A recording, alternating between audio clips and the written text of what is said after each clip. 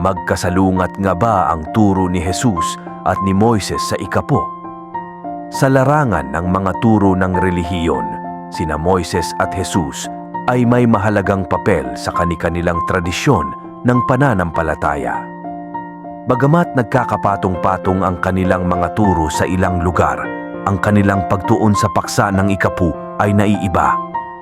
Sa Hebrew Bible, si Moises ay gumanap ng isang pangunahing papel bilang pinuno ng mga Israelita sa panahon ng kanilang pag-alis mula sa Ehipto.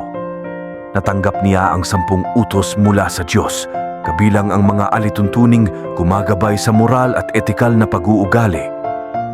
Ang ikapu, sa konteksto ng mga turo ni Moises, ay tumutukoy sa kaugalian ng pagbibigay ng ika-10 bahagi ng kita o ani ng isang tao upang suportahan ang mga Levita, ang tribo ng mga saserdote, at ang pagpapanatili ng tabernakulo, isang portable na santuwaryo.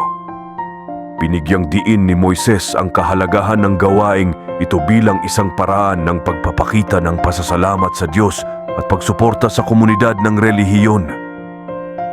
Sa kabilang banda, si Jesus bilang isang pangunahing tauhan sa Kristyanismo ay nagdala ng isang bagong pananaw sa iba't ibang mga bagay, kabilang ang ikapu.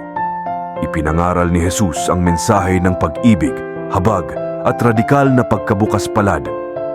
Bagaman kinikilala niya ang pagsasagawa ng ikapu sa tradisyon ng Hudaik, itinuon ni Jesus ang puso sa likod ng pagbibigay sa halip na mahigpit na sumunod sa isang partikular na porsyento.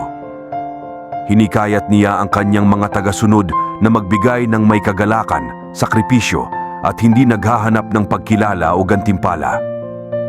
Binigyang diin ni Jesus na ang tunay na katuwiran ay sumasaklaw hindi lamang sa panlabas na pagkilos ng pagbibigay, kundi pati na rin ang panloob na motibasyon at layunin sa likod nito.